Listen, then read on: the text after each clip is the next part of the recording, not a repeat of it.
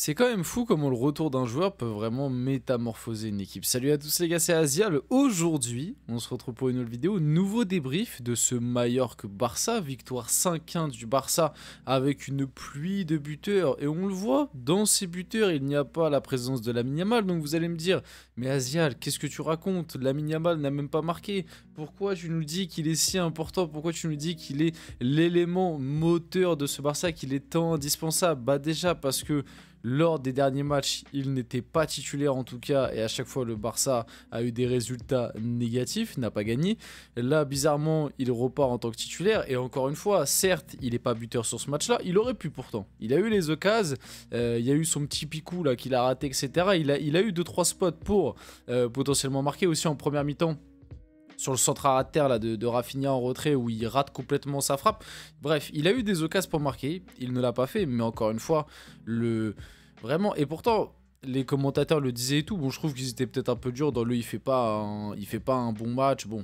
Hein, ils disaient qu'ils n'étaient pas excellents, etc. Bon, moi je trouve quand même qu'il fait un bon match, au-delà même de son importance, mais encore une fois, le facteur crucial et le facteur décisif. Lamine Yamal sur ce match-là, il marque pas, mais il va te chercher le pénalty à un partout. Il te fait une passe D de malade mental sur Rafinha pour le but du 3-1. Bref, il est décisif dans les moments importants. Et là où le Barça avait besoin de lui. D'ailleurs, un Barça que j'ai trouvé quand même globalement... Alors bon, ça peut paraître bizarre de dire ça alors qu'il y a 5-1, mais parce que la deuxième mi-temps était meilleure, mais sur la première mi-temps, j'étais très inquiet. Hein. Encore une fois, j'ai vu des signes, waouh, j'ai vu des signes très inquiétants. La première mi-temps du Barça était pas dingue du tout, voire même globalement raté, parce qu'au final, ça fait 1-1 à la mi-temps, mais Mallorca commençait de plus en plus à se créer des occasions en fin de première mi-temps.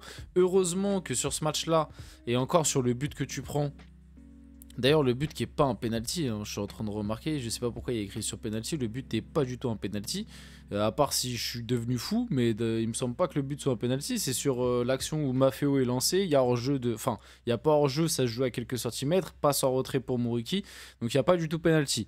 C'est un but dans le jeu pour Mallorca, qui d'ailleurs se joue du coup à pas grand-chose encore une fois avec le piège du hors-jeu du Barça, et comme je disais, du coup, heureusement que le piège du hors-jeu du Barça a globalement bien fonctionné sur ce match-là, parce que si il avait pas bien fonctionné, waouh, t'as quand même des spots où, attention, hein, parce qu'il y a 2-3 actions de Mallorca où ça se joue à vraiment pas grand-chose. Après, c'est la règle, ça leur réussit pour le moment, même si sur les derniers matchs, ça leur a pas trop réussi.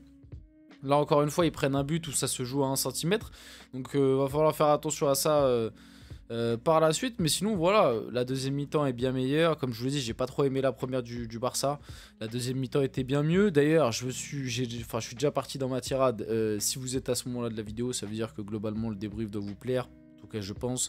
Donc n'hésitez pas à liker, commenter, partager et vous abonner. Ça fait toujours plaisir et ça aide pour le développement de la chaîne.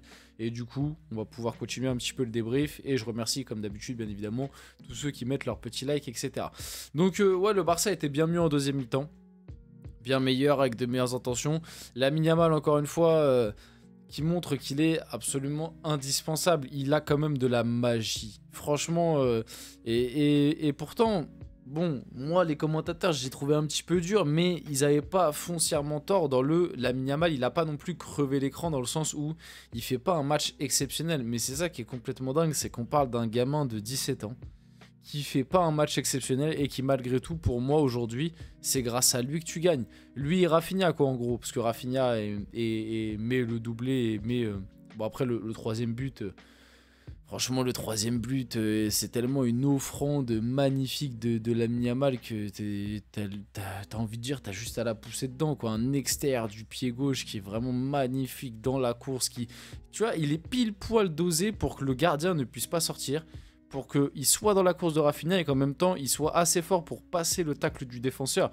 Franchement, c'est ahurissant. C'est ahurissant. À noter aussi que Mallorca, belle boulette. Hein. En première mi-temps, là, sur le but de Ferran Torres. D'ailleurs, le match de Ferran Torres, encore une fois, waouh. Ah, il est buteur, hein, mais ouais, il fait un match en première mi-temps, laisse tomber les contrôles et tout, c'était compliqué. Mais oui, Lamine Yamal qui 17 ans, dans un match qu'on peut appeler pas dingue, c'est lui qui t'amène les petits détails qui font que tu gagnes 5-1, alors que le match, t'aurais très bien pu faire match nul, tu vois. le match à un partout, même si le Barça était mieux en deuxième mi-temps, tu pouvais tomber dans un scénario où tu as du mal à trouver... le dernier geste, tu as du mal à réussir tes occasions, et puis en contre, tu sais pas ce qui peut arriver. C'est finalement ce qui s'est passé face à Las Palmas, tu vois. Face à Las Palmas, tu étais dans un scénario similaire, il y avait 1-1, hop, tu prends le 2-1 sur une contre-attaque, alors que c'est toi qui dominais, t'as pas réussi à trouver le but, enfin, t'as pas réussi à bien conclure, donc voilà, Lamine Yamal t'apporte ça. En fait, Lamine Yamal t'apporte la classe dans les derniers mètres et la différence, même quand il n'est pas à un niveau stratosphérique comme aujourd'hui. Et ça, c'est vraiment assez impressionnant. Je pense avoir tout dit par rapport à ça. On va pouvoir aller faire un petit tour sur FotMob. Je pense quand même, voilà, histoire de faire un petit peu le tour. Peut-être que j'ai oublié certains trucs.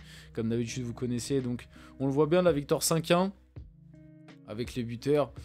Donc oui, donc là il le précise bien que Muriqi c'est pas sur penalty, hein, c'est bien dans le jeu. C'était une petite erreur d'ActuFoot sur le graphe d'avant, enfin sur l'illustration. Donc au niveau de la domination, bon, globalement quand même bien dominé par le Barça ce match, ce qui est logique. Malgré tout, comme je vous l'ai dit, hein, on voit quand même la première mi-temps où globalement décevant de la part du Barça cette première mi-temps.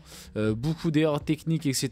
Et le symbole un petit peu de tout ça, c'est vraiment Ferran Torres qui, comme je vous l'ai dit juste avant, ouais, il te fait une première mi-temps très compliquée. Moi j'ai trouvé encore un Ferran Torres très compliqué, mais ça n'a pas été le seul, hein. En première mi-temps, j'ai pas trouvé Pedri très bon, j'ai pas trouvé Casado très bon. Bah même Lamine Yamal, du coup on le voyait pas. Bon, il réussit 2-3 trucs, voilà, mais on le voyait pas dans un grand soir sur la première mi-temps. Bref, une première mi-temps globalement pas réussie, qui fait un partout, on va dire, assez logique. D'ailleurs, bah, vous savez quoi, on va aller voir les stats de la première mi-temps comparé à la deuxième, et je pense que là, vous allez bien voir la différence, quoi. Première mi-temps, voilà, sur la première mi-temps, le Barça avec un peu plus de possession, avec 1,42 de XG, mais bon, par contre, ouais, un tir cadré, un but pour... pour Mallorca en première mi-temps, mais tu vois, globalement je pense que la deuxième mi-temps est bien plus écrasante. Alors avec moins de possession, mais tu vois, t'as subi quasiment rien en seconde mi-temps, et par contre t'as pondu 3,51 de XG, donc voilà, ça représente bien que la deuxième mi-temps du Barça a été avec peut-être aussi un peu moins de stérilité. Je suis en train de remarquer là avec les stats, sûrement que la deuxième mi-temps, parce que je vois qu'au niveau des passes, tu vois, t'as pas beaucoup de passes réussies, de pourcentage de passes réussies. Et peut-être que, bah remarque, non, 83%, jeu vraiment très risqué, hein. C'est là que tu vois aussi qu'il y a eu pas mal de fautes et d'erreurs techniques sur ce match-là du côté du Barça. Mais oui, du coup, une deuxième mi-temps bien meilleure qui t'amène la victoire, bien évidemment. Vite fait, si je reviens là-dessus... qu'est-ce que je voulais montrer? Oui, du coup, ça montre bien que en première mi-temps, Mallorca a posé des problèmes à cette équipe du Barça. Par rapport vite fait aux rentrées, Pau Victor qui est rentré, qui a marqué, De Jong qui est rentré, qui a marqué et qui a fait une passe D. Et en plus, je trouve il a fait une bonne entrée. Et après, en fin de match, il y a eu du Gavi, du Eric Garcia, du Fermin Lopez à la toute fin. Ah oui, on peut parler un petit peu de Morica là.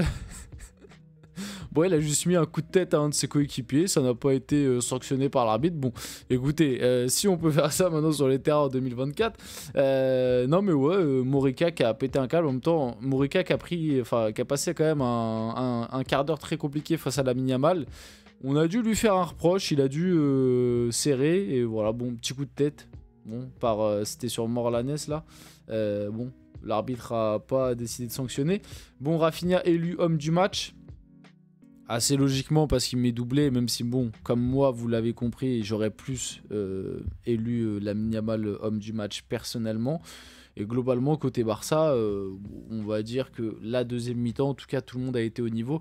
Un peu déçu moi de Dani Olmo, j'ai pas vu un très bon... Enfin le milieu de terrain en fait globalement. Parce que ça rejoint un peu ce que je vous disais en première mi-temps. En première mi-temps, j'ai pas trouvé beaucoup d'erreurs techniques. Bon, Ferran Torres, il a 7,9 parce qu'il a un but, mais le match de Ferran Torres est pas très bon. Ouais, on n'a pas trop vu Baldé. Ouais, finalement, il n'y a pas trop de... Tu vois, malgré le score, le 5-1, il y a quand même pas mal d'individualités qui, pour moi, n'ont pas été très au niveau. Tu vois, le milieu de terrain, j'ai pas trop kiffé. Moi, sur la première mi-temps, un peu mieux en deuxième, mais... Moi, il y a des choses à redire. Tu as Daniel Olmo, j'ai pas trop kiffé. Pedri Casado, il y avait des choses à redire. En deuxième mi-temps, ça a été mieux pour tout le monde, hein. Comme je vous l'ai montré juste avant, la deuxième mi-temps du Barça est bien meilleure. Mais voilà un peu. Donc le Barça se relève de pas mal de mauvais résultats quand même, hein. T'avais perdu face à Las Palmas, nul face au Celta Vigo, défaite face à la Sociedad. En championnat, tu sortais de 3 matchs sans avoir gagné. Donc ça va leur faire du bien. Et puis voilà, on a fait le tour je pense pour ce match. J'espère que cette vidéo vous a plu, ce débrief vous a plu. Si c'est le cas, n'hésitez pas à le liker, à vous abonner. C'était Azial, à partager aussi, c'est important. C'était Azial, on se retrouve très rapidement pour une prochaine vidéo.